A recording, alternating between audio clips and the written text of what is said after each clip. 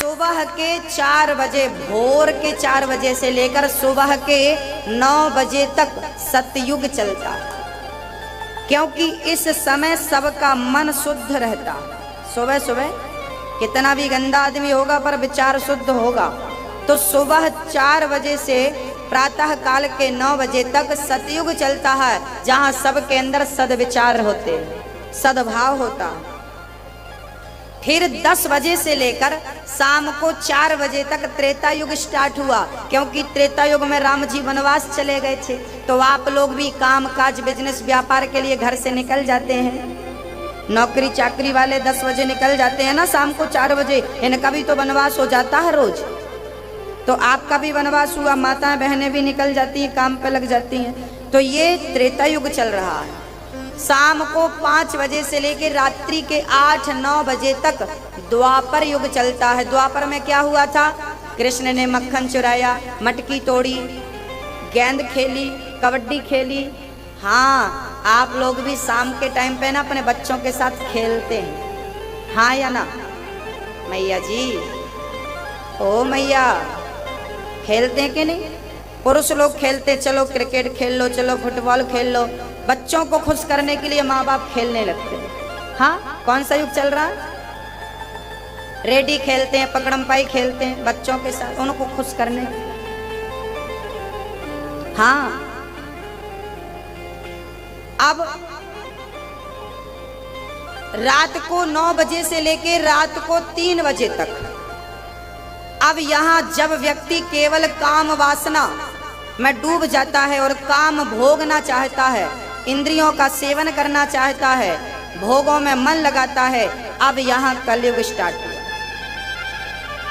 अब कलयुग चालू हुआ जब व्यक्ति भोग में मन लगाता है। एक छोटा सरल अर्थ और समझो, जब हृदय में धर्म जागता है, धर्म, तो समझना कि सतयुग जाग गया, आ गया।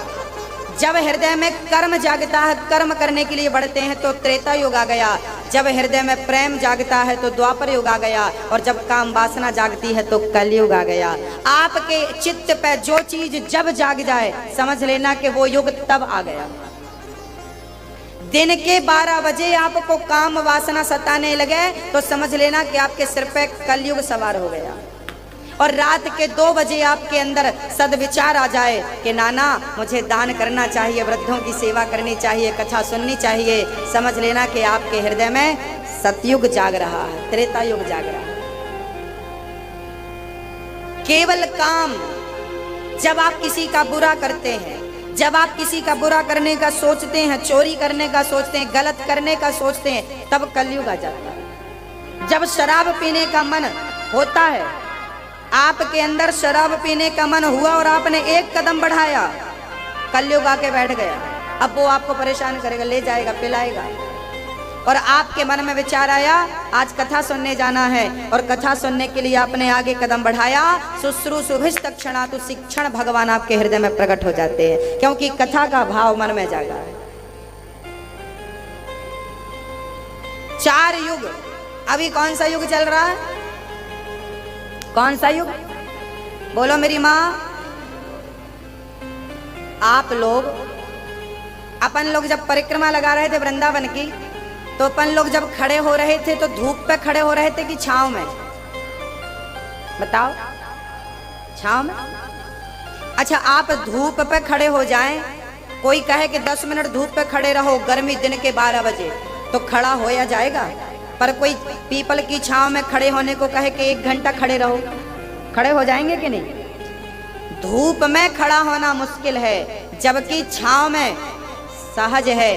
गर्मी का प्रभाव धूप में ज्यादा होता है, छांव में कम होता है। ऐसे ही जहाँ कथा कीर्तन होती है ना, वहाँ कलयुग का प्रभाव बिल्कुल शून्य हो जाता है, 0 हो जाता है। कलयुग का कोई प्रभाव नहीं होता।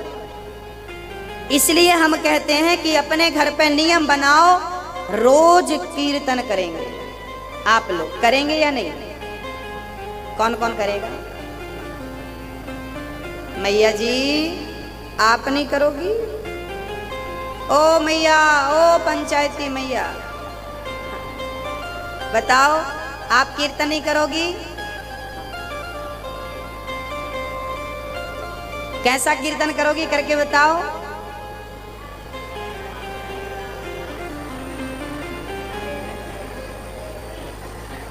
कीर्तन कैसे करेंगे हम करके बता रहे हैं। कीर्तन करेंगे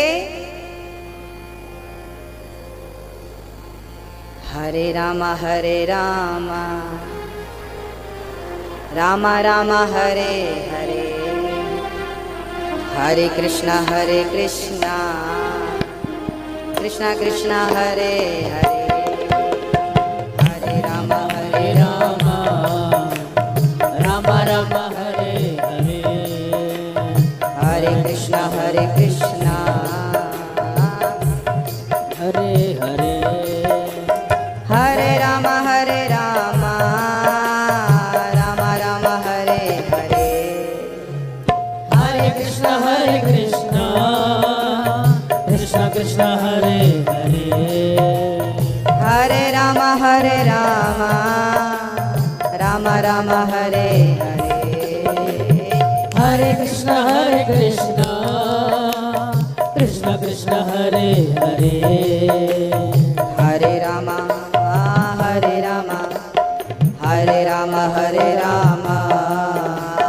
रामा रामा हरे हरे, हरि बोल।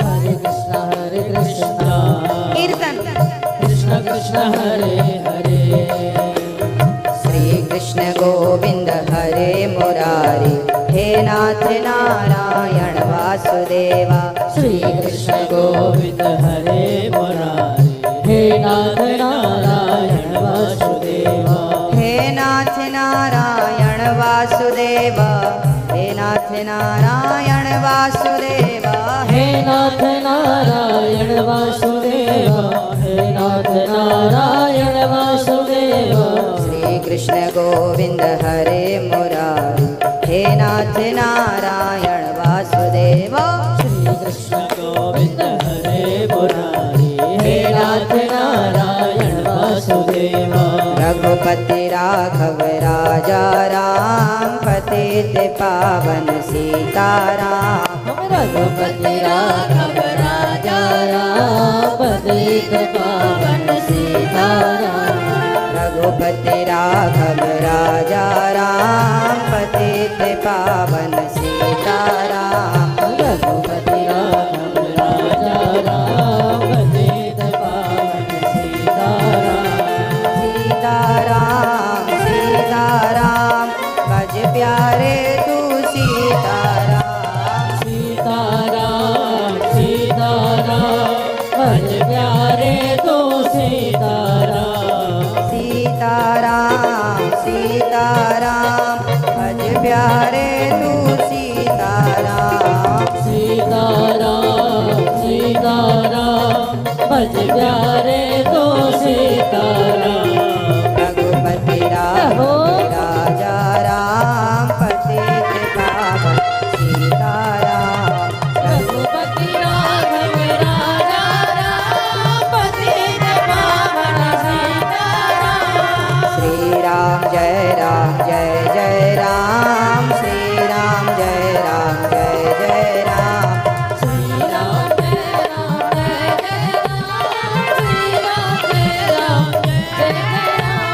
श्री राम जय राम, जय राम, श्री राम जय राम,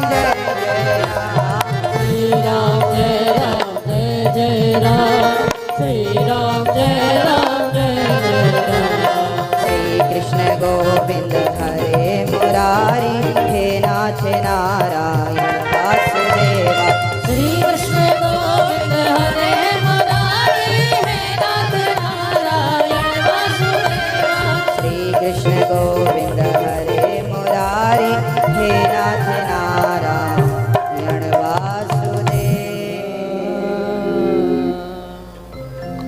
जहाँ केवल भगवान का नाम हो, श्री कृष्ण गोविंद हरे मुरारी, हे नाथ नारायण, रघुपति राघव, पतित पावन,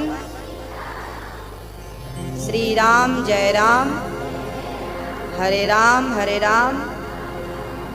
हरे कृष्णा हरे कृष्णा, ये सभी महामंत्रों का आपको कीर्तन करना है। श्री राम जय राम और सीताराम सीताराम सीता राधे श्याम राधे, ये कीर्तन। तो रोज आपको आधा घंटा कीर्तन करना है, हाँ या ना? कौन कौन करेगा? रोज करेंगे। और यदि आपने रोज किया तो गारंटी हम लेते हैं।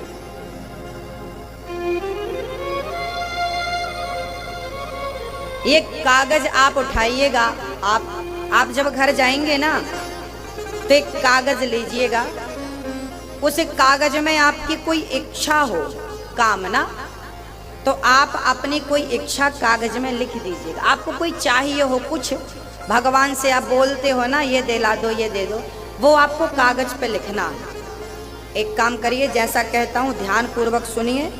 जो आपको चाहिए कागज पे लिखिए, कागज को ऐसे मोड़ करके, भगवान आपके घर पे तो होंगे, लड्डू गोपाल जी, शालिग्राम जी, तो आप अपने घर पे वो मंदिर के पास भगवान के चरणों में ये कागज अपनी कामना लिख के दबा दो।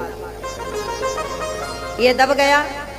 और रोज आपको कीर्तन करना है सामने बैठ के अपने मंदिर में, आधा घंटा 1 घंटा, कम से कम 10 मिनट, और आधा घंटा तो करने रोज।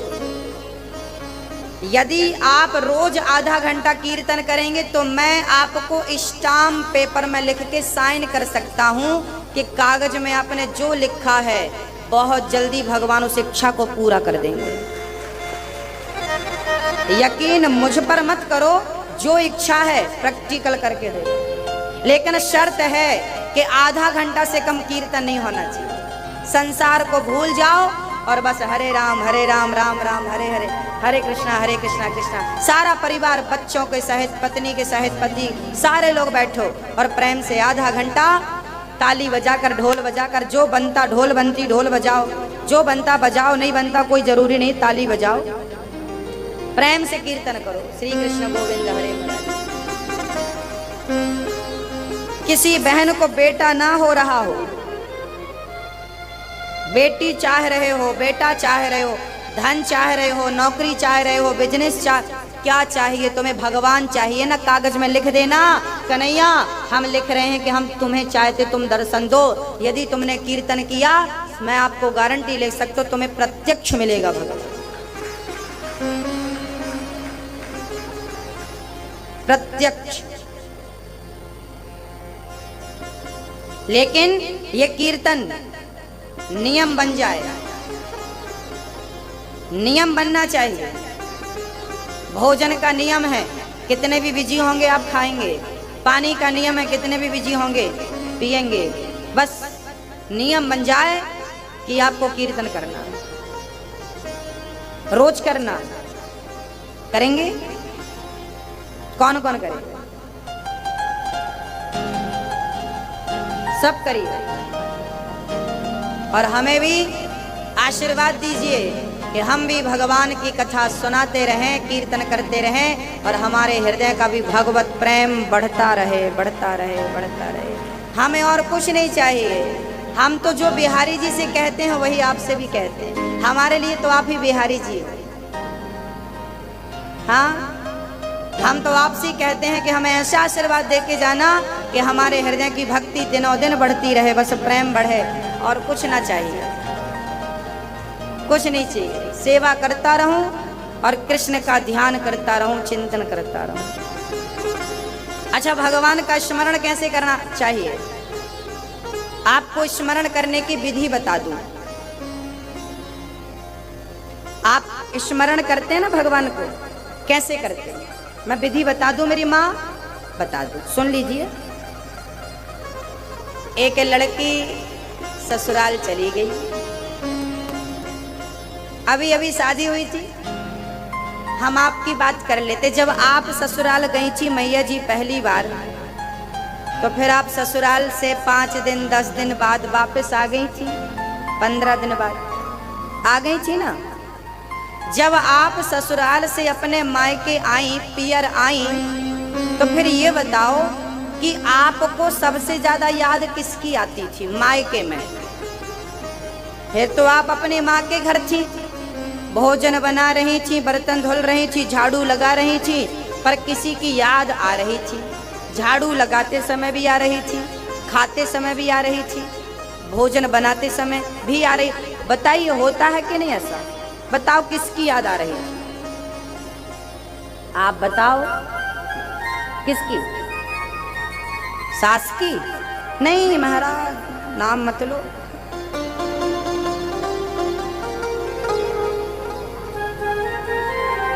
सास की याद आ रही थी ना? तो जिठानी महाराज, तो ननंद नहीं, नांगिन का तो नाम ही मत लो।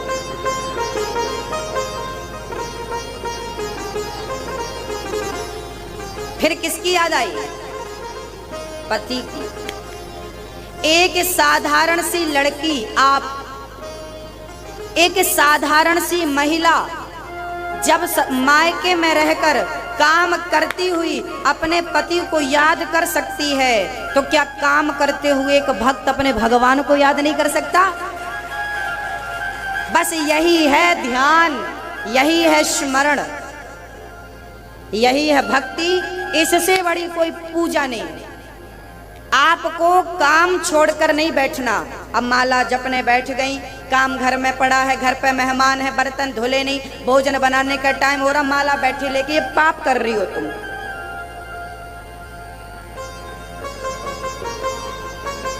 ये पाप हो रहा है आपसे। ये जो माला है ना, माला जपना चाहिए। एक माला आप बैठ के पूरा कर लो, बाकी का माला आप बर्तन धुलते समय, भोजन बनाते समय, अतिथि के आओ भगत में, स्वागत सम्मान में आप बात करिए ना। अतिथि से आप बात करिए, पत्नी पति से आप बात करिए, लोगों से बनाइए, रोटी बनाइए, आप बनाते जाइए और बस मेरे कृष्ण के ख्यालों में डूबे रहिए, कृष्ण के चिंतन में। उनका श्रृंगार ऐसा है, बिहारी जी ऐसे हैं, वो ऐसा मैंने खिलाया, खाएंगे सब खाएंगे, खिलाओ तो सही। काम मत छोड़िए, कर्मण्यवादी का रास्ते, कर्म ही पूजा है, पर कर्म को धर्म से जोड़ेंगे तब। अकेला कर्म ही कर्म करते जाएंगे तो भी पाप है। अब संसार में इतने व्यस्त हो गए कि भगवान को टाइम नहीं दे रहे हो, ये भी पाप है। तो ना, कर्म को धर्म से जोड़कर चलिए। तो मैया जी क्या करेंगे? स्मरण करेंगे।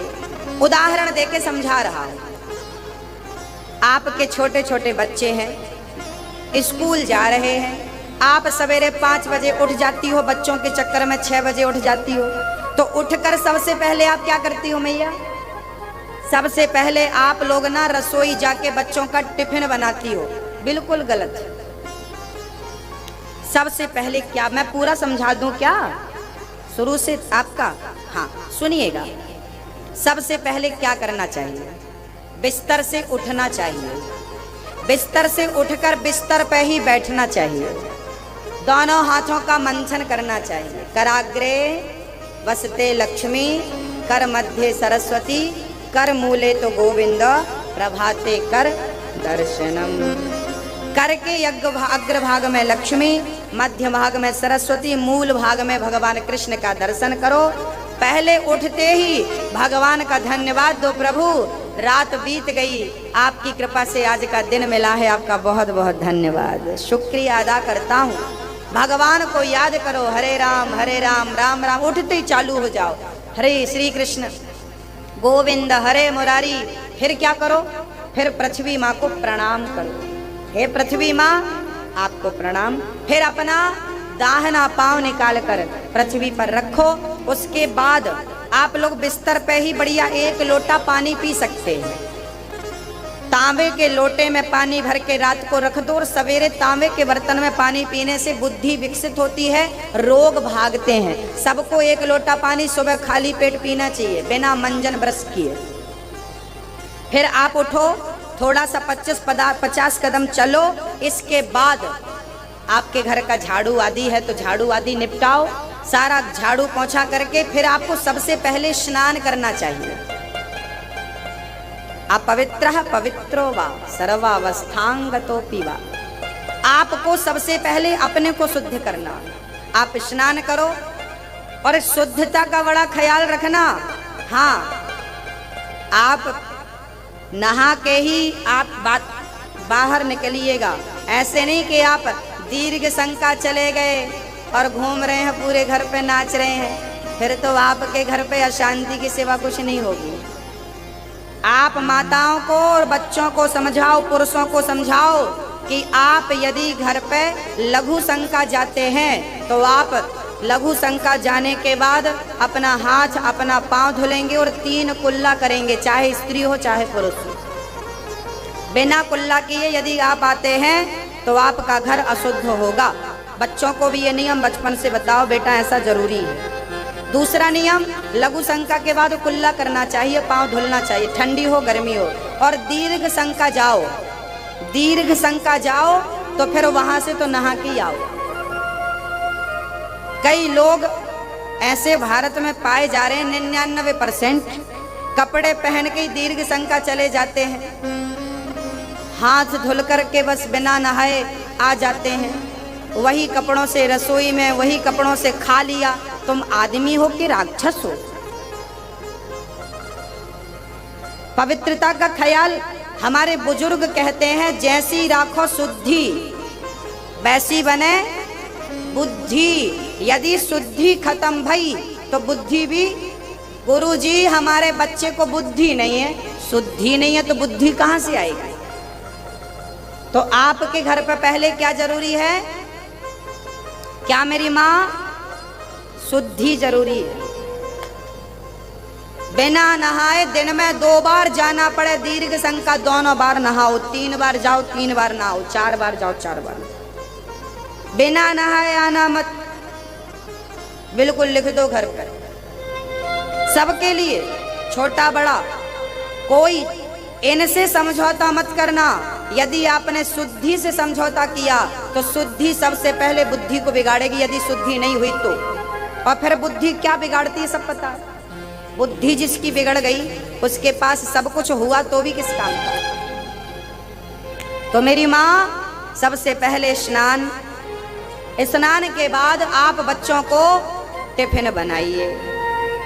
टिफिन बनाइए कैसे?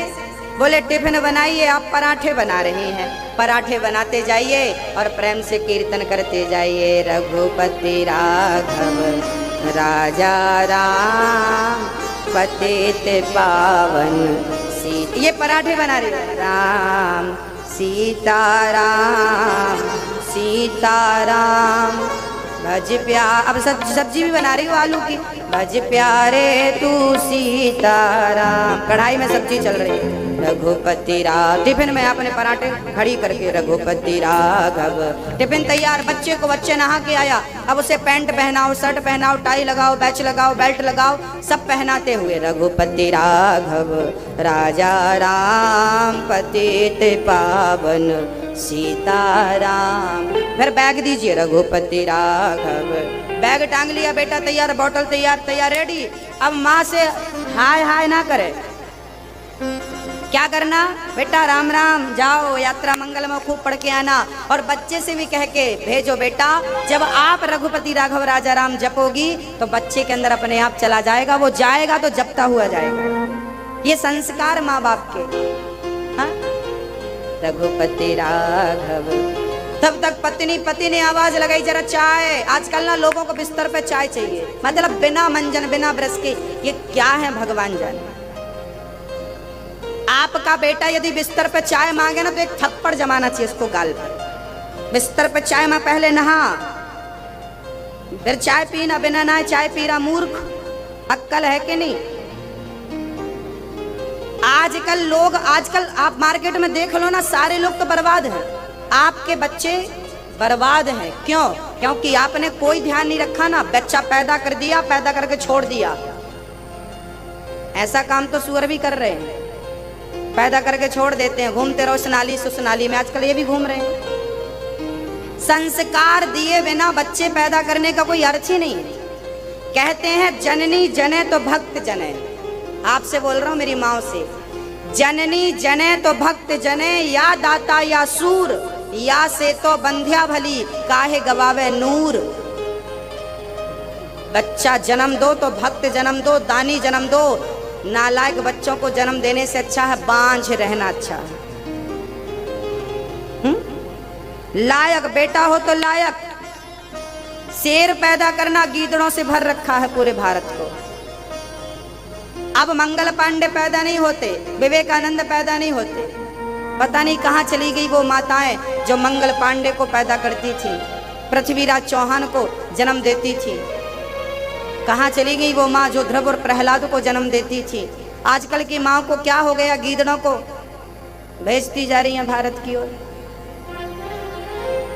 आपका संस्कार समाप्त हो गया, इसलिए बच्चों के संस्कार समाप्त हो गए। केवल खाओ पैसा कमाओ, बस ये जिंदगी हो गई है लोगों की। भक्तों, अपने संस्कारों का ख्याल रखिए। इतने संस्कार तो कम से कम बच्चों को दीजिए कि वो बुढ़ापे में आपकी सेवा कर सके। बच्चों को इतना संस्कार तो दो।